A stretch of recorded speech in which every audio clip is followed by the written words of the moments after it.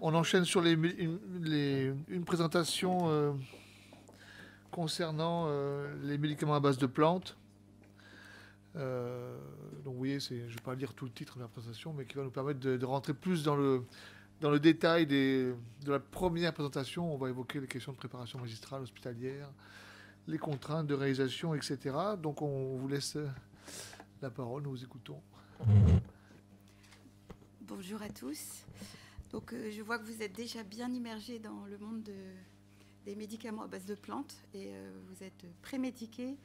Donc, ça va être simple de vous expliquer. Donc, j'ai préparé une présentation qui fait un focus donc, sur les spécialités pharmaceutiques à base de plantes et la façon dont on les autorise, avec une démarche d'évaluation européenne qui est prévue réglementairement, et un focus sur les préparations magistrales et hospitalières. Et je vais y venir. Donc tout d'abord, qu'est-ce qu'un médicament à base de plantes? Donc c'est un médicament dont la substance active est exclusivement soit une substance végétale, et vous l'avez compris, soit une préparation à base de plantes, et je vais venir sur la définition, soit un ensemble, puisqu'on a aussi des associations de plusieurs substances ou de plusieurs préparations.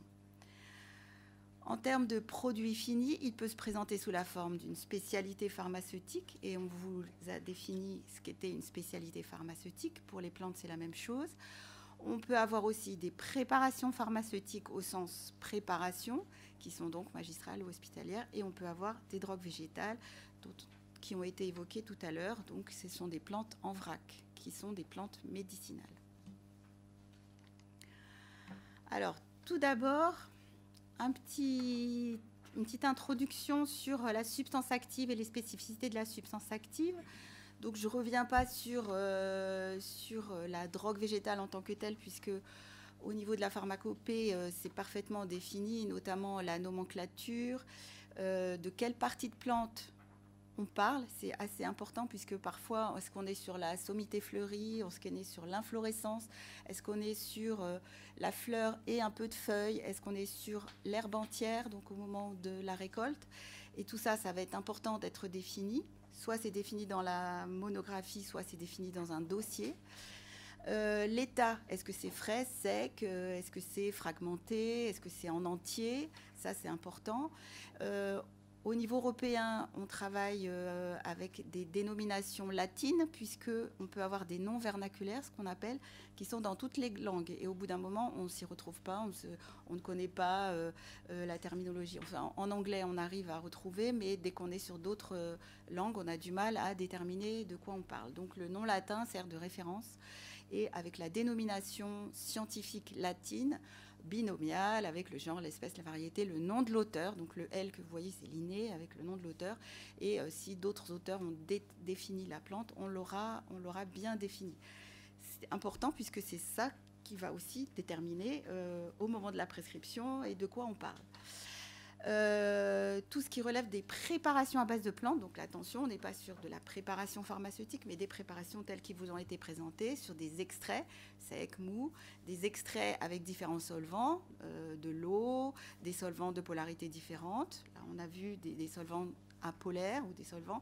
On peut avoir des solvants un peu particuliers en CO2 supercritique. On a des spécialités avec des extraits de CO2 supercritique autorisés aujourd'hui, par exemple pour le palmier de Floride. On a des huiles essentielles, donc c'est un procédé d'obtention particulier par distillation notamment. Et on a des huiles grasses qui sont vraiment obtenues par pression de graines grasses comme l'huile d'olive ou de l'huile de chanvre telle que M. Denis Belnaud vous l'a définie. Alors, ce qu'il est important dans nos dossiers, c'est d'avoir une identification bien claire. On demande que les essais généraux soient bien définis, que les teneurs et les dosages soient aussi bien clarifiés dans le dossier. Particulièrement dès lors qu'on n'est pas sur des substances chimiques définies, et vous l'avez bien compris, mais on est sur soit des totums, soit des proportions variables de substances chimiquement définies dans la plante. Alors, ce qu'on va faire, si on n'a pas de monographie, parce que ça peut arriver qu'on n'ait pas de monographie aussi dans certains cas, on va demander un engagement du producteur. Et c'est important, puisque le producteur de la plante va s'engager à respecter les bonnes pratiques agricoles, mais ce n'est pas uniquement le critère qui va être défini. Il va nous fournir tout ce qui est certification, bio, etc., la façon dont il va récolter, la façon dont il va traiter chimiquement ces plantes ou pas, comment il va les contrôler, les niveaux de contrôle et la fréquence s'il y a des traitements particuliers. Il va décrire aussi, lorsqu'il s'agit d'un extrait, les procédés de fabrication avec tous les contrôles associés, et d'où l'importance d'un circuit pharmaceutique et d'avoir des fournisseurs qui sont issus du monde pharmaceutique, parce que sinon on n'aura pas toutes ces informations-là au sein du dossier. Donc, vous avez vu qu'on est sur le produit fini. Donc, la première forme de produit fini, c'est la spécialité pharmaceutique à base de plantes. Donc, on n'a pas tellement de différence par rapport à des AMM de produits chimiques. On a juste des spécificités qui sont liées à la plante. Donc, soit on va avoir des dossiers complets. Donc, Sativex, c'est un dossier complet. Pour lequel la sécurité et l'efficacité va être démontrée sur la base de dossiers non cliniques complets, la batterie de tests, de dossiers d'essais cliniques qui vont démontrer l'efficacité dans le dossier avec des tours, si le design n'est pas suffisant, etc. On a aussi des dossiers d'AMM, d'autorisation de mise sur le marché, qui reposent sur une sécurité acceptable et une efficacité reconnue avec un usage depuis plus de 10 ans et des essais cliniques publiés. Donc ça, c'est des dossiers classiques. Donc ces AMM sont aussi dans le même dispositif pour les produits chimiques. Et par contre, on a aussi une forme d'autorisation qui est le médicament traditionnel. Donc on reconnaît un usage traditionnel et une plausibilité d'efficacité. Donc les produits sont sur le marché avec une indication donnée et une formulation donnée. Et on va reconnaître, sur la base de l'ancienneté d'utilisation du produit sur le marché, ce produit. Dans le cadre de ces 3 dossiers, la partie qualité va être complète. C'est-à-dire qu'on aura le même niveau d'exigence du dossier qualité. On aura un dossier un peu allégé sur les AMM d'usage médical bien établis, sur les médicaments traditionnels, et on aura des dossiers complets de toutes les parties pour le dossier d'AMM classique. Donc, je ne reviens pas sur, vous avez compris qu'on a des particularités sur la substance active et sur le produit fini qui vont exiger un niveau d'exigence dédié donc au niveau de la composition qualitative et quantitative. Vous avez vu les difficultés qu'on peut avoir au niveau de la drogue végétale, de l'extrait, et on a les mêmes problématiques au niveau du produit fini. Qu'est-ce qu'on va doser? Qu'est-ce qu'on va écrire au niveau de la teneur et qui va impacter sur la posologie derrière. On va demander des contrôles des étapes critiques et une validation des procédés de fabrication de la substance active quand il s'agit de différents extraits, mais aussi de la forme pharmaceutique. Donc, si on a un comprimé, une gélule, un produit, une préparation par inhalation, il va falloir justifier du dispositif médical qui va mesurer la dose, la reproductibilité de la dose, pour justifier de la posologie, du nombre de gouttes, etc. Et puis, on va, dans les conditions requises ICH, s'assurer que le produit est toujours stable au cours du temps et que, dans sa forme finale, le médicament sera toujours avec les mêmes concentrations pour avoir une efficacité donnée. Les garanties de sécurité, donc je n'y reviens pas. Juste à titre d'exemple, là, je vous ai mentionné qu'on ne parle de médicaments à base de plantes que lorsqu'on est sur un totem de plantes ou une préparation à base de plantes.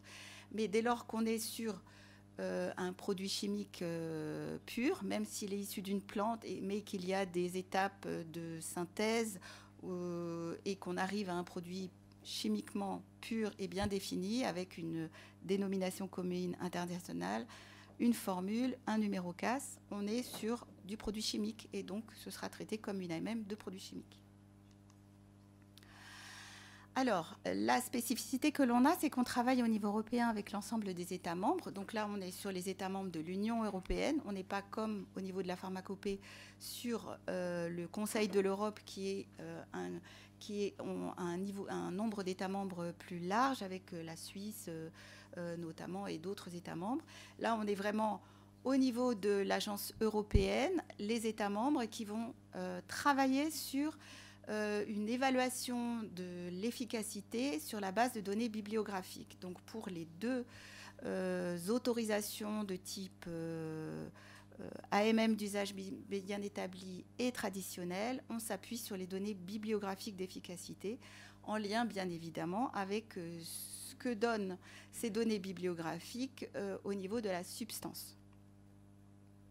Donc le processus d'autorisation va être favorisé puisqu'on va avoir ce qu'on appelle nous aussi des monographies, mais du Herbal Medicinal Product Committee, qui sont des monographies communautaires et qui vont avoir pour objectif de définir un RCP modèle qui va pouvoir être adapté au niveau national sur des spécialités, mais qui sert de référence lorsqu'on est sur des procédures européennes de reconnaissance mutuelle, de décentralisée ou de... Donc, il va définir notamment le statut. Si on n'a pas assez de données d'efficacité, on va positionner le médicament en traditionnel, c'est-à-dire qu'on c'est pas suffisamment justifié par rapport aux éléments qu'on a dans le groupe de travail. Donc, ça ne peut pas être reconnu comme un médicament qui a une efficacité démontrée, même s'il y a plus de 10 ans d'utilisation. Ou alors, et par rapport à l'exercice qui est fait d'identification de tous les produits commercialisés dans les différents États membres avec les compositions qualitatives et quantitatives, les posologies et les indications autorisées dans les différents États membres, on va faire un consensus et la monographie va définir les indications qui vont être communes à l'ensemble des monographies communautaires. Donc, je vous ai pris un exemple simple qui est celui de la feuille de ginkgo biloba, mais qui, c'est pareil, hein, ça fait des rapports d'évaluation qui vont être conséquents puisqu'on va faire de la bibliographie sur toutes les parties, donc les parties qualité, les parties sécurité, les parties cliniques. Et ensuite, on va définir une monographie cadre. Voilà, ça se présente comme ça. Donc, c'est juste un extrait de la monographie. Donc, c'est une monographie communautaire qui définit le nom latin, donc feuille de ginkgo biloba. Et ensuite, vous allez la composition qualitative et quantitative. Donc, dans ce cas-là, vous avez une reconnaissance d'un usage bien établi avec une AMM et la reconnaissance du traditionnel. Donc, on ne voit pas très bien. Mais vous voyez que c'est la poudre qui est reconnue en usage traditionnel et que ça va être un extrait sec parfaitement défini et standardisé avec un ratio drogue-extrait qui va être défini. Donc là, c'est un extrait très purifié, standardisé. Et le solvant va être décrit. Donc ça, c'est la façon dont on exprime la substance active dans une autorisation de mise sur le marché. Voilà.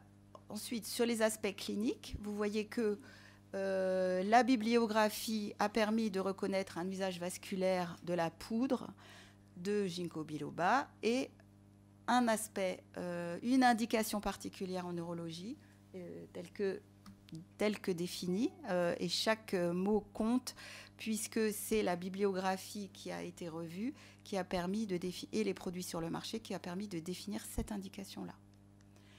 Voilà. Donc, par ailleurs, toutes les mentions, les populations, la posologie, donc c'est pareil, elle est en lien avec la substance active. Quand on est sur de la poudre, on va définir un quantitatif de poudre et une posologie adaptée. Quand on est sur un extrait standardisé, on va définir une autre posologie. On parle toujours de la feuille de ginkgo biloba, mais on est sur différentes formes et différents extraits avec différentes indications démontrées ou pas démontrées, ou traditionnelles. Donc juste à titre d'exemple aussi, je vous ai montré la valériane qui, elle aussi, a deux positionnements avec efficacité démontrée ou traditionnelle. Et vous voyez la quantité de formes possibles qui est disponible en tant que substance active. Là, donc vous avez de la poudre, vous avez du jus, vous avez différents extraits secs, aqueuses, voilà. Et tout ça, par contre, va conduire à des indications qui peuvent être communes ou différentes. La même chose pour l'extrait. Bon, là, c'est un extrait sec également, un peu moins purifié, avec un solvant éthanolique. C'est plutôt un extrait classique, eau, éthanol, c'est des extraits anciens. Voilà. Mais par contre, l'éthanol et la teneur en éthanol va être parfaitement définie, puisque si on a une teneur autre, en éthanol par exemple, l'extrait va être différent, la composition va être différente. Vous avez compris, je pense, avec les présentations précédentes. Voilà, donc ce travail, il est mené au niveau de l'agence européenne et sur la base des bibliographies en fonction des axes thérapeutiques des différentes plantes. Donc on a plus d'une centaine de plantes qui ont été travaillées dans ce cadre-là et qui sont disponibles à titre d'exemple de méthodologie, d'approche et de la recherche d'efficacité des médicaments à base de plantes. Voilà, en conclusion, vous avez bien compris qu'il fallait que la substance active soit parfaitement définie et parfaitement contrôlée en termes de teneur, en substance active ou en traceur ou en totum, puisque en fait parfois on ne sait pas si c'est le totum de la plante qui a une efficacité, mais on sait que si elle a un certain traceur, au moins on a une reproductibilité de la substance active et du produit fini.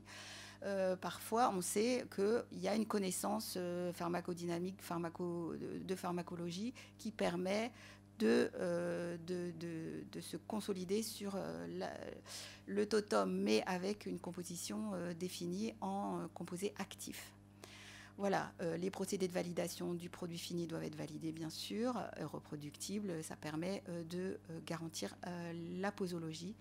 Et l'efficacité est définie par rapport à une formule et une composition fixe, puisqu'on ne pourra pas travailler sur l'efficacité si on n'a pas en amont défini de quoi on parle. Parce qu'il y a tellement de variabilité qu'on ne pourra pas conclure sur l'efficacité si on n'a pas bien défini en amont les études cliniques notamment et les études publiées. Voilà. Donc, si vous avez des questions à cette étape-là, surtout n'hésitez pas à m'interrompre. Oui, c'est juste parce que je vois que vous êtes acteur de la fabrication de cette monographie au plan européen.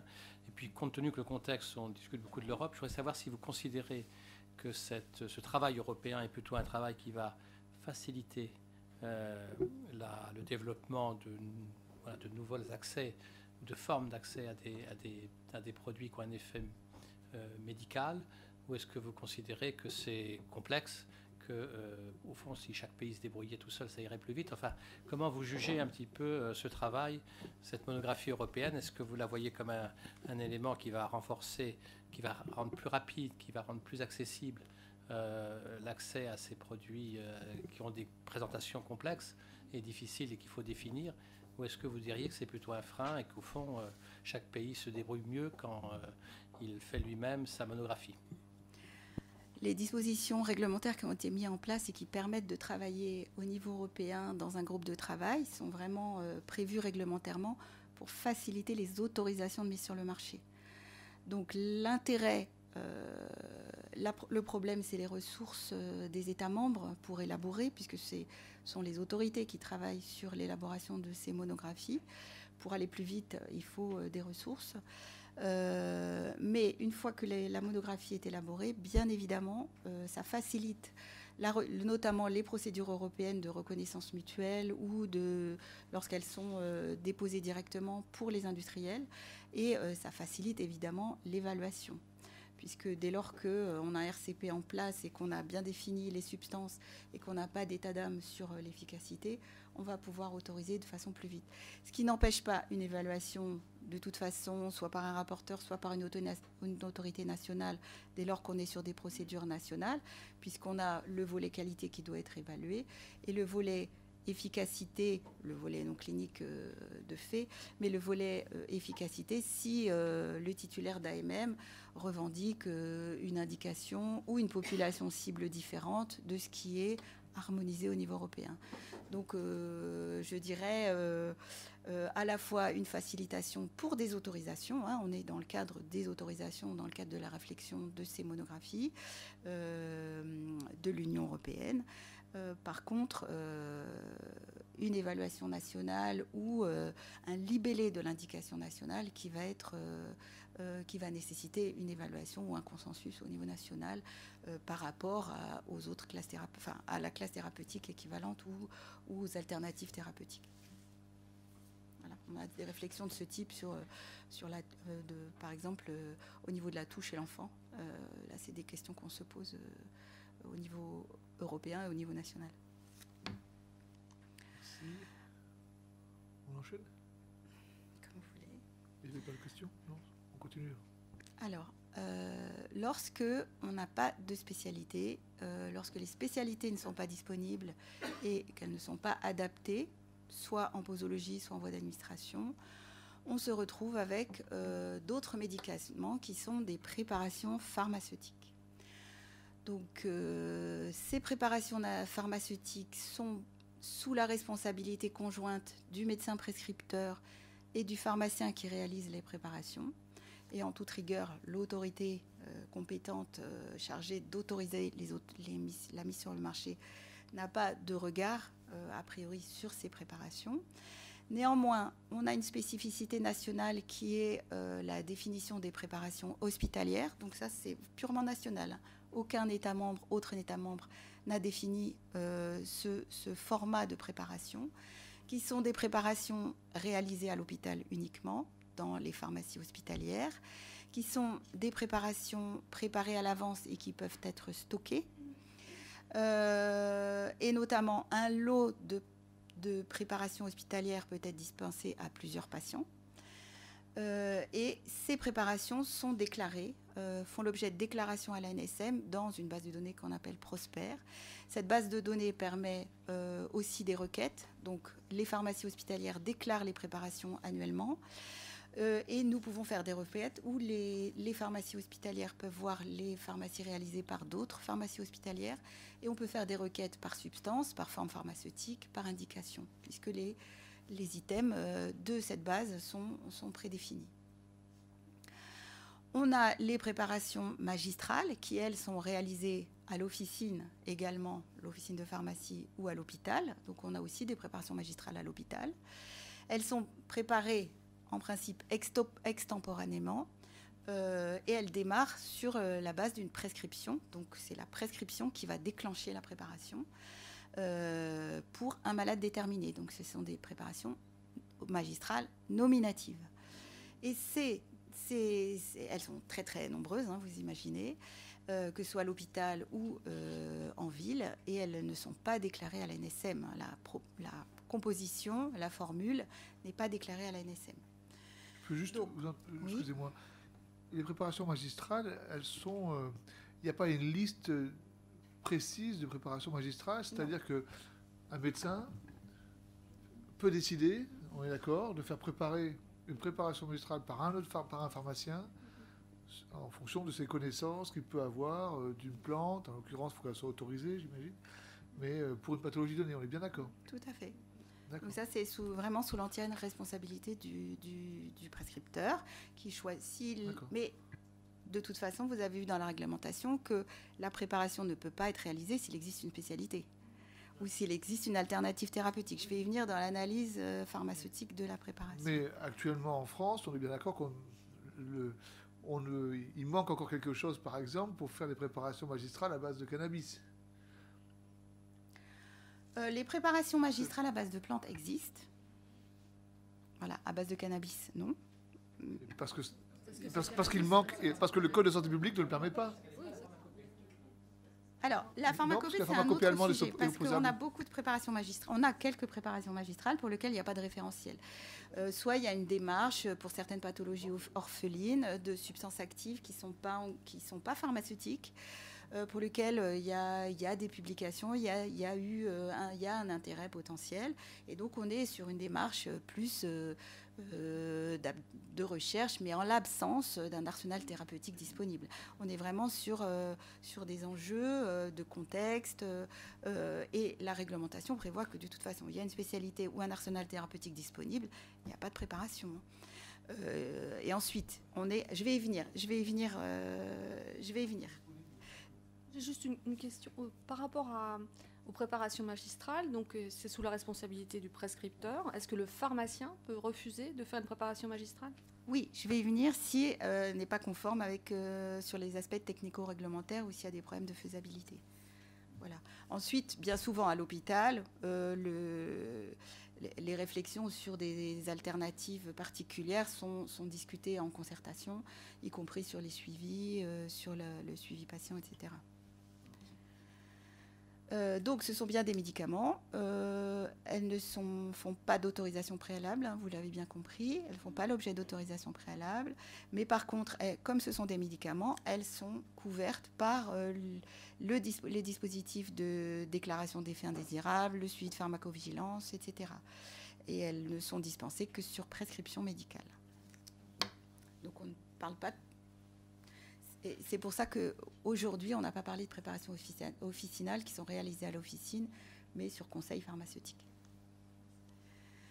Alors, les spécificités, c'est qu'on peut donc, je vous le disais, évaluer au niveau de la NSM. Le fait d'avoir une base de données sur les préparations hospitalières nous permet d'avoir un suivi en temps réel et en continu, une surveillance des formules, une réflexion par rapport aux spécialités, aux ATU, etc. Donc la NSM peut, dans ce cadre, prendre des mesures de police sanitaire lorsqu'il y a des dérives ou des risques. Peut éditer des recommandations. On a fait sur les préparations à base de mélatonine, rappeler les conditions d'utilisation de ces préparations, éviter les mésusages, informer plus clairement les prescripteurs, les pharmaciens, les patients. On peut mettre des mises en garde, etc. Donc tout ça est bien fait l'objet d'une activité de l'ANSM. Au niveau des préparations magistrales, comme on n'a pas de visibilité des formules, et qu'on n'autorise pas préalablement, on ne peut pas prendre particulièrement de mesures particulières sur la formule. On n'a pas de surveillance possible en dehors du système de pharmacovigilance. Par contre, on peut quand même prendre des mesures de police sanitaire sur les substances. Donc les substances sont parfaitement en phase avec leur positionnement en tant que substance, qu'elles soient stupéfiantes ou autres. Donc, juste... Côté pharmaceutique, donc les préparations, qu'elles soient magistrales, hospitalières, sont réalisées selon un référentiel qu'on appelle les bonnes pratiques de préparation. Donc quand elles sont réalisées, qui est différent du référentiel de bonnes pratiques de fabrication pour une spécialité qui est fabriquée industriellement avec un nombre de lots très important. La particularité des bonnes pratiques de préparation, c'est qu'on est sur des petits lots. C'est un texte qui est obligatoire, opposable, et qui s'applique aux officines de pharmacie et aux pharmacies hospitalières. Le champ d'application de ce texte couvre notamment la qualité des matières premières à utiliser et les conditions de réalisation de la préparation, mais aussi la qualification du personnel, les locaux, etc. Donc, juste... concernant les matières premières qui sont des drogues végétales, il y a une particularité pour les préparations, mais qui est la même. Enfin, on doit se poser les mêmes questions. Hein, le pharmacien se pose les mêmes questions sur la substance active, les excipients qui vont composer la formule et les éléments de mise en forme, que ce soit des gélules, que ce soit un récipient qui va délivrer des doses. Tout cela doit être réfléchi. Par contre, l'évaluation, du fait qu'il n'y ait pas d'évaluation préalable, comme dans les spécialités, ça peut poser des problèmes lorsqu'on a plusieurs fournisseurs, qu'on n'a pas forcément toutes les données des fournisseurs, qu'on n'a pas forcément validé les doses des récipients, etc. Donc c'est un travail qui peut être lourd et compliqué pour les pharmaciens. Donc, la préparation pharmaceutique à base de plantes n'a pas de statut particulier, si ce n'est qu'elle est composée d'une substance active à base de drogue végétale, à base d'extrait, à base de mélange de drogue végétale ou d'extrait, ou de préparation de drogue végétale. Et il conviendra, comme pour les spécialités, mais encore avec plus de difficultés pour les pharmaciens hospitaliers ou les pharmaciens d'officine, de s'assurer de la pertinence de la qualité de la matière première à usage pharmaceutique pour réaliser la préparation. Donc il faudra que les circuits de fournisseurs et les circuits d'approvisionnement soient parfaitement définis. Alors, la différence avec une matière première qui vient d'un établissement pharmaceutique, c'est que l'établissement pharmaceutique va gérer les contrôles qualité, va avoir un cadre de bonnes pratiques de fabrication, va avoir des certificats. Lorsqu'on se fournit auprès de fournisseurs qui ne sont pas pharmaceutiques ou qui ne sont pas issus d'établissements pharmaceutiques, bon, on n'a pas de garantie de qualité, une évaluation de risque va être nécessaire et du coup, il va y avoir une nécessité, lorsqu'on n'a pas d'établissement, quand les substances ne viennent pas d'établissements pharmaceutiques, de devoir contrôler la qualité. Vous voyez les difficultés qu'on peut avoir.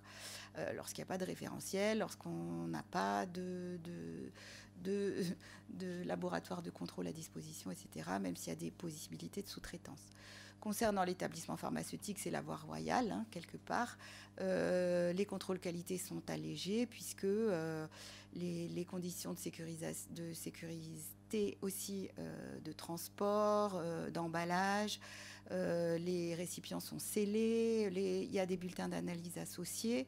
Les conditions de transport doivent être également bien établies puisqu'il peut y avoir aussi des dégradations de drogues végétales pendant le transport, comme pour d'autres produits. Hein. Le produit biologique, c'est la même chose. Alors, si on réfléchit de la prescription à la dispensation d'une préparation, on a d'accord le médecin prescripteur qui va réaliser la prescription. On a le pharmacien qui intervient, le pharmacien hospitalier ou pharmacien officinal. Il va préalablement, et ça c'est prévu dans les bonnes pratiques de préparation, devoir faire une analyse pharmaceutique de la préparation, donc il met en regard l'ensemble des paramètres. Il va devoir valider l'aspect technico-réglementaire, donc est-ce qu'il y a des spécialités, est-ce qu'il y a des ATU déjà disponibles, est-ce qu'il y a déjà, est-ce que je sais la technicité de la préparation, est-ce qu'il y a un risque à réaliser la préparation, un risque pour lui, un risque pour le patient, mais un risque aussi pour les opérateurs qui vont réaliser la préparation. Et il va décider de réaliser la préparation avec l'ensemble des informations. Donc les bonnes pratiques de préparation prévoient un ensemble de dispositions qui vont permettre de tracer toutes ces décisions-là et de consolider le dossier de la préparation. Ensuite, il va réaliser la préparation, il va réaliser les contrôles de la préparation, les contrôles visuels, les contrôles d'étiquetage, les contrôles mais les contrôles aussi du produit fini, donc soit en sous-traitance, soit sur une base de traçabilité et d'évaluation de risque. La difficulté dans les préparations magistrales, c'est qu'elles sont extemporanées et qu'il faudra bien sécuriser l'ensemble des étapes de la préparation, puisqu'il n'y a pas de contrôle final a priori. Et enfin, on est sur de la dispensation. Donc là, on se repose la question de la dispensation au sein de la pharmacie hospitalière, et ensuite le passage de pharmacie hospitalière, pharmacie de ville. Est-ce que les pharmacies hospitalières sont adaptées pour les traitements? Tout ça, c'est la réalité actuelle de l'ensemble des préparations et pour des thérapeutiques en cours. Le passage, les sorties d'hospitalisation, le passage, les suivis de traitement en ville, et notamment pour les préparations utilisées en pédiatrie, c'est des réflexions qu'on mène à la fois avec les pharmacies hospitalières, dans le cadre des réflexions générales, aussi des directions produits au sein de la NSM et avec les associations de patients. Ce qui est important de noter, c'est qu'on peut sous-traiter cette partie de préparation et il y a des conditions de sous-traitance qui sont définies par les bonnes pratiques de préparation. Donc là, n'ayez pas peur, je vais le faire simple. Donc en gros, une officine peut sous-traiter à une autre officine qui est organisée pour réaliser des préparations magistrales. Une officine peut sous-traiter à une officine d'un autre État membre de l'Union européenne avec des conditions particulières dès lors qu'elle a les mêmes exigences réglementaires en termes de bonnes pratiques de préparation notamment. Une pharmacie hospitalière peut sous-traiter à une autre pharmacie hospitalière les préparations hospitalières et les préparations magistrales. Une pharmacie hospitalière peut sous-traiter la préparation à un établissement pharmaceutique situé dans un établissement de soins. Donc on parle d'établissement pharmaceutique avec des fabrications selon les bonnes pratiques de fabrication et donc pas selon les bonnes pratiques de préparation. Et l'établissement peut sous-traiter à un établissement pharmaceutique On a aussi une possibilité d'une pharmacie hospitalière qui peut sous-traiter à un établissement pharmaceutique la préparation. Donc, il y a quand même déjà en place des dispositions qui permettent une sous-traitance de produits de préparation prête à l'emploi, quelque part, en résumé. Cette réglementation, elle est nationale au jour d'aujourd'hui. Là, vous introduisez la possibilité de fabrication à l'échelon européen. Une sous-traitance particulière d'officine à officine. À droite, vous avez Une France et UE. fabrication Oui. européenne également, mais d'un établissement pharmaceutique, au sens établissement pharmaceutique. Alors, donc, pour résumer rapidement, et vous avez compris, une analyse pharmaceutique qui doit être néanmoins, même en cas de sous-traitance, réalisée par le pharmacien, des questions de faisabilité technico-réglementaire qui doivent être établies préalablement dans l'arsenal thérapeutique et dans les conditions, une réalisation de la préparation avec une maîtrise des matières premières, qualité des matières premières en termes de qualité maîtrisée et de contrôle. La partie étiquetage, donc je vais y venir, qui est spécifique aux préparations, qui est bordée réglementairement et qui est informative, mais qui va permettre aussi de tracer les préparations, et les conditions de surveillance, qui sont assurées par des dispositions générales de surveillance, mais qui permettent aussi, en termes de préparation, d'être reliées avec une traçabilité particulière. Voilà, l'étiquetage, très rapidement, permet de renforcer l'étiquetage des préparations qui n'est pas du tout. Vous savez, vous avez une préparation. Pour le patient qui reçoit la préparation en dehors du circuit hospitalier, il n'y a pas de notice, il n'y a pas d'étiquetage, il n'y a pas de précaution d'emploi. On est sur de la préparation. Donc, il y a juste une idée de renforcer la sécurité d'emploi et la traçabilité des préparations. Ça concerne les préparations magistrales, hospitalières et officinales. Et ces étiquetages fixent ce décret qui date de 2013, qui est relativement récent, permettent de définir les mentions générales relatives à l'identification de la préparation, au numéro de lot de la préparation, et aborde les cas particuliers du vrac intermédiaire. Donc, c'est les préparations qui vont servir à d'autres préparations. Donc, on a beaucoup ça dans les nutritions parentérales, en néonatologie, par exemple, puisqu'on a, au jour après jour, une adaptation de la préparation. Donc, juste pour vous montrer comment on a travaillé au niveau de la NSM, on a un décret qui est très, très, très complexe et on a établi des logigrammes en fonction des cas. Est-ce qu'on est sur de la voie orale, de l'injectable? Est-ce qu'on est... donc, il y a un logigramme, 5 logigrammes très compliqués avec plein de cas d'étiquetage. Et là, à titre d'exemple, je vous ai mis un étiquetage pour une substance vénéneuse d'une gélule. Donc, vous voyez substance active, la posologie, des mentions particulières en rouge, mais on n'est pas du tout sur une information d'une spécialité. Donc, je voulais à titre d'exemple, je voulais montrer ce qu'on a travaillé avec la direction produit en charge des médicaments anti-infectieux, notamment la préparation magistrale pour un usage thérapeutique particulier. C'est le cas de la phagothérapie, donc qui a fait l'objet d'un CSST que vous pouvez suivre au niveau du site de la NSM, donc qui a permis de mettre à disposition des phages, donc ce sont des virus, des bactériophages notamment, sous forme de préparation magistrale, donc c'est des produits d'origine biologique dont les substances ont été travaillées et qui sont issues de banques de phages avec autant que faire possible une production selon les BPF, mais tous les phages ne sont pas produits de façon BPF, mais tendent à se produire de façon BPF avec des critères. Les voies d'administration ont été parfaitement définies. L'usage compassionnel est reconnu par la NSM, mais l'usage thérapeutique, au vu des données bibliographiques et des données de la littérature, sont encore à consolider. Le CSST et l'ANSM ont défini des critères d'octroi de la préparation magistrale, et notamment lorsque le pronostic vital du patient était engagé, lorsque on était vraiment en situation d'impasse thérapeutique particulière, lorsque on était dans un cas d'infection monomicrobienne.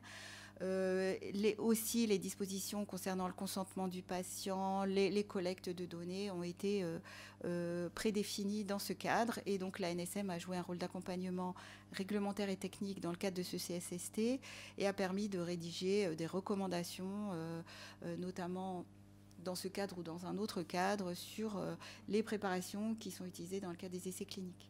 Donc, c'est juste à titre d'exemple pour vous montrer qu'il y a des dispositions particulières en fonction des cas, en fonction des usages, en fonction du type de préparation qui peuvent permettre d'accompagner les préparations magistrales, d'accompagner les prescripteurs et d'accompagner les pharmaciens qui vont réaliser la préparation. Donc en conclusion, vous avez compris que les médicaments à base de plantes contenaient des substances donc végétales qui sont des substances actives complexes, très complexes, des préparations très complexes également et très difficiles à suivre. Dans le cadre des spécialités pharmaceutiques à base de plantes, donc on a une évaluation préalable, donc on a toutes les données.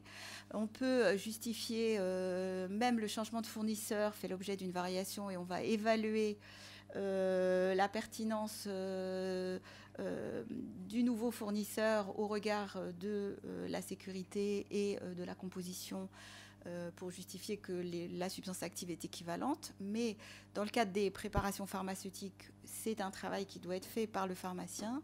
Et il faudra, dans des dispositions spécifiques aux préparations pharmaceutiques, qu'elles soient magistrales ou hospitalières, prévoir, il me semble, un guide de prescription, puisque déjà rien que l'expression de la substance active va être complexe, donc il faudra définir de quoi on parle, en fonction de quoi on parle, avec quelle posologie, quelle forme pharmaceutique et quelle indication précise au regard des éléments disponibles, comme le travail qui est fait au niveau de l'Union européenne. Pour le pharmacien, il devra s'assurer de la faisabilité de la préparation, mais il peut être guidé dans ce cadre-là. Il faudra sécuriser le sourcing, puisque là, on est sur quel fournisseur. Vous avez vu la complexité des fournisseurs et qu'est-ce qu'on reconnaît. Si on reconnaît, par exemple, une monographie européenne qui est faite sur la base de produits allemands, mais qu'on est sur des produits qui viennent d'autres pays de l'Union européenne qui ne sont pas conformes, ou de pays tiers, comment est-ce qu'on va faire? Et est-ce qu'ils rentrent dans les clous, ils ne rentrent pas dans les clous? Les conditions de stockage aussi, c'est important, puisque on stocke combien de temps, avec quelle durée, on stocke quoi, le produit fini, on stocke, tout ça, il faudra y réfléchir aussi.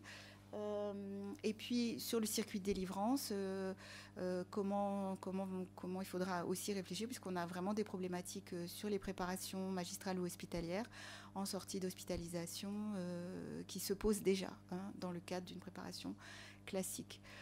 Et pour le patient, donc une information très éclairée avec des données scientifiques qui peuvent être clarifiées pour éviter tous les mésusages ou les dérives d'utilisation pour d'autres indications, avec d'autres posologies, d'autres formes pharmaceutiques, pour que le patient comprenne l'intérêt aussi de suivre un protocole bien défini.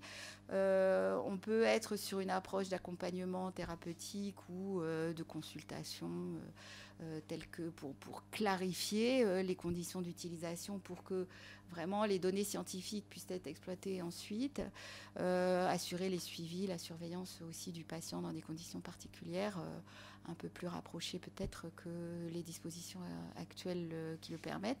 Néanmoins, les dispositions réglementaires actuelles permettent de faire toute cette approche.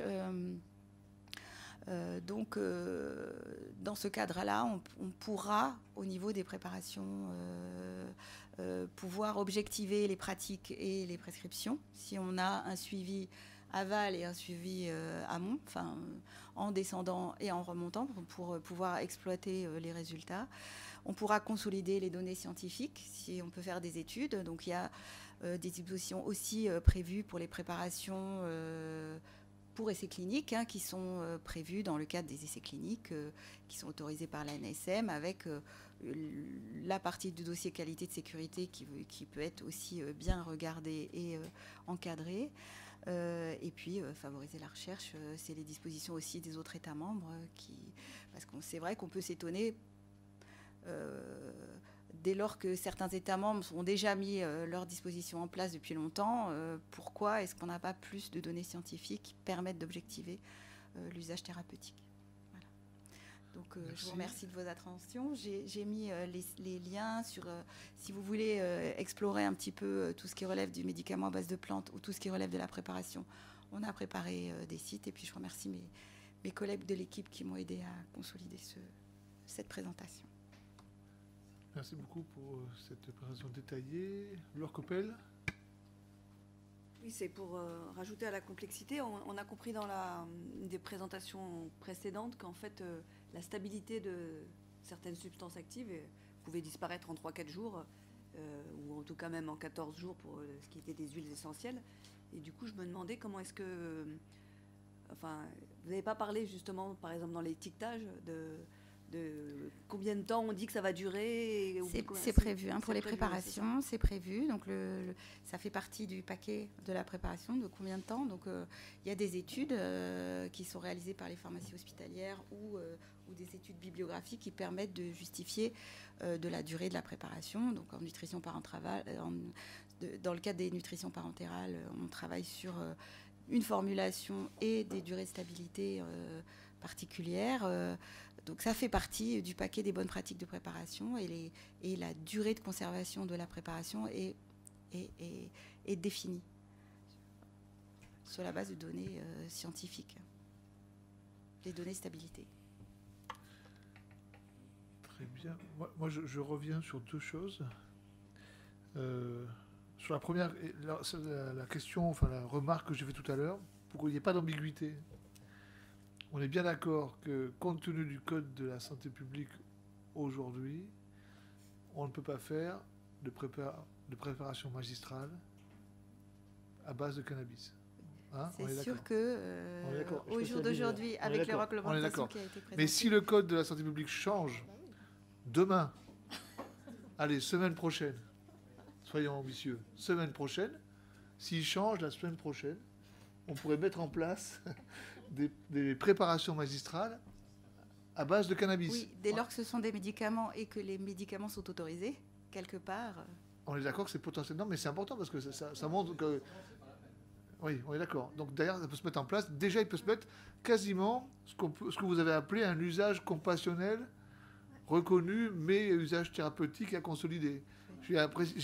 Cette formule m'a intéressé, là. Cette formule m'a intéressé parce que je ne sais pas trop quelle est la définition officielle de l'usage compassionnel. Officiel, alors là, c'est pas réglementaire, c'est l'usage. Ce terme est intéressant parce qu'il est parfois utilisé, y compris par les patients, qui utilisent ce terme-là en disant, voilà, vous n'avez rien à me proposer, ayez une pratique compassionnelle, bienveillante, etc., en me proposant ça. Mais s'il y a une définition officielle de ce qu'est un usage compassionnel, ou de prescription compassionnelle, ça serait intéressant de le connaître. Je ne sais pas si ça existe. Possible aussi.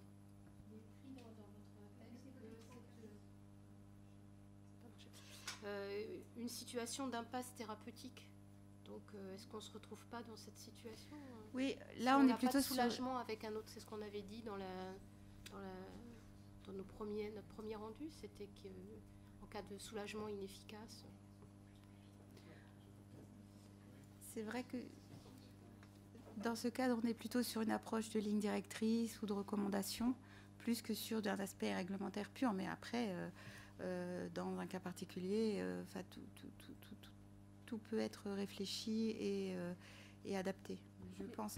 Le problème, c'est les délais. Ensuite, pour les modifications réglementaires, comme pour les spécifications et la standardisation, ça peut être plus long.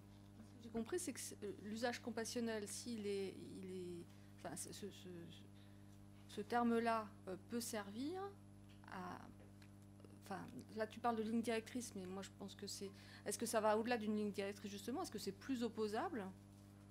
Si on dit, par exemple, qu'on peut utiliser du cannabis thérapeutique à visée compassionnelle, est-ce que ça a une valeur ou est-ce que... C'est la préparation magistrale qui est sous la responsabilité du prescripteur qui est utilisée dans un usage compassionnel. On a vu que la pharmacopée européenne n'était pas bloquante, l'évolution de la pharmacopée européenne n'était pas bloquante, puisqu'il y en a une qui est déjà apparemment opposable, qui est la pharmacopée allemande, par exemple, voilà, qui a été validée.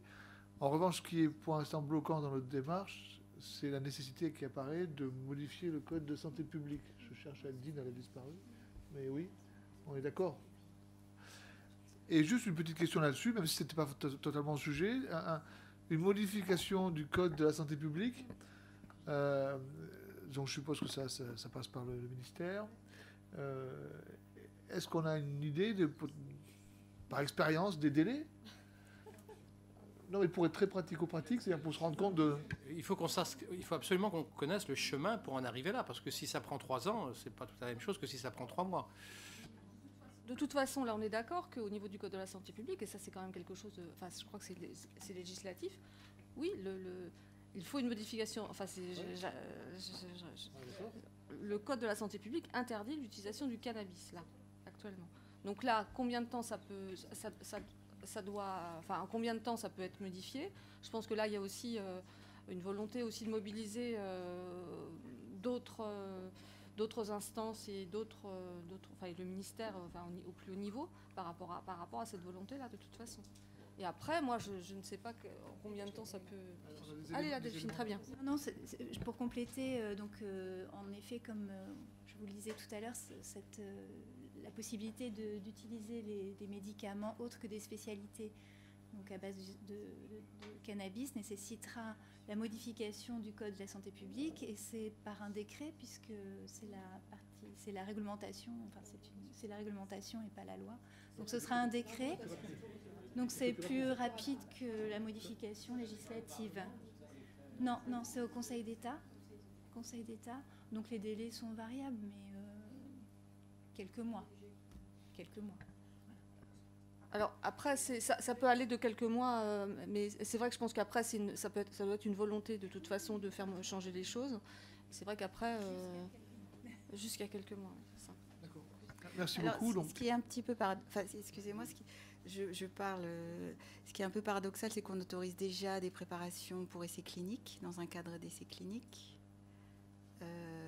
Donc comment est-ce qu'on peut articuler, puisque dès lors qu'on a des standards sur la matière première, imaginons qu'on a un référentiel de pharmacopée, que ce soit allemand ou français, où on reprend la pharmacopée allemande dans la pharmacopée française très rapidement, et dans ces conditions-là, on est en contradiction avec une substance active décrite à la pharmacopée qui peut être utilisée dans les préparations et qui est réglementairement opposable, avec une interdiction formelle. Donc je ne sais pas comment est-ce qu'on peut, pour une mise à disposition rapide, faire évoluer. Il y a 2 injonctions contradictoires.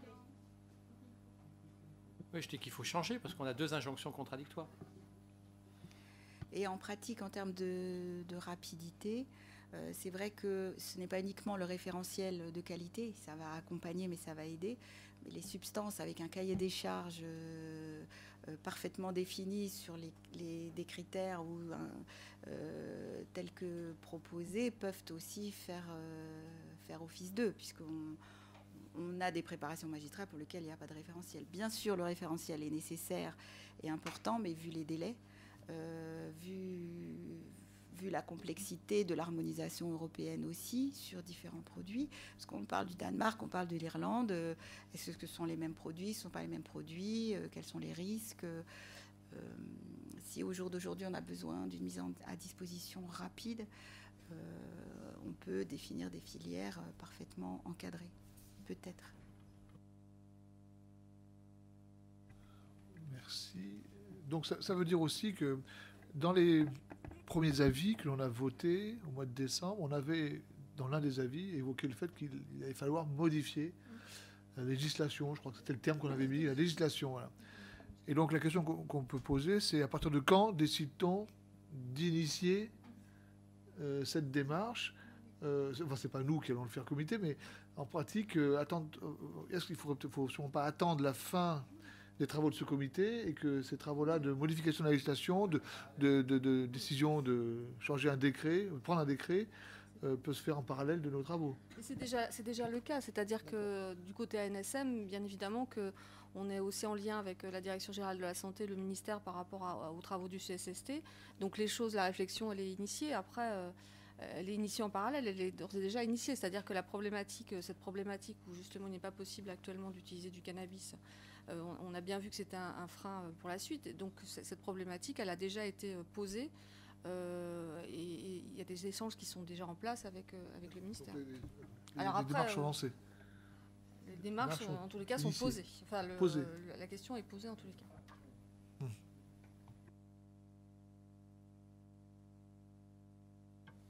Je vais reposer une question. Alors, les interdits portent sur la plante et sur les extraits également. On est bien d'accord? Oui. Et les extraits, quels qu'ils soient. Sauf si, même le cannabidiol, même les extraits de cannabidiol. Les substances chimiques.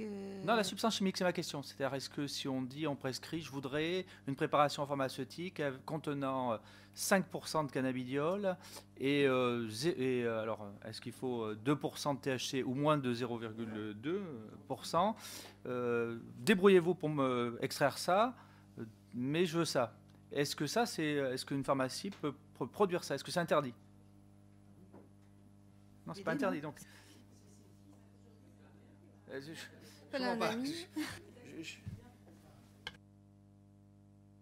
Le 86, c'est ce que vous a présenté Delphine tout à l'heure. Il y a un principe d'interdiction sur tous les produits cannabis obtenus à partir de cannabis, etc. Donc les extraits de cannabis, ce seraient des extraits de cannabis. Non, mais vous en un extrait. Voilà, ça rentrerait sous ce principe d'interdiction du 51-32-86. Parce que ça vient de plantes de cannabis.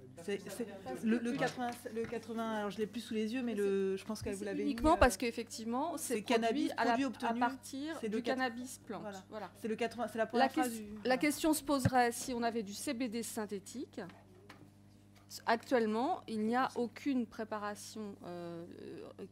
En tous les cas, tous les produits qui contiennent du CBD sont extraits à un moment ou à un autre du cannabis. Et c'est cette opération-là qui est interdite.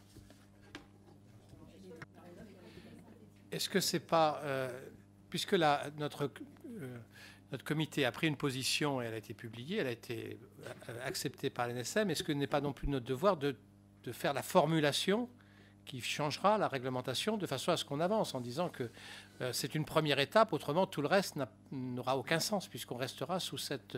Donc il y a peut-être une formulation à chercher qui pourrait être rapidement acceptée et la demande pourrait avancer assez rapidement.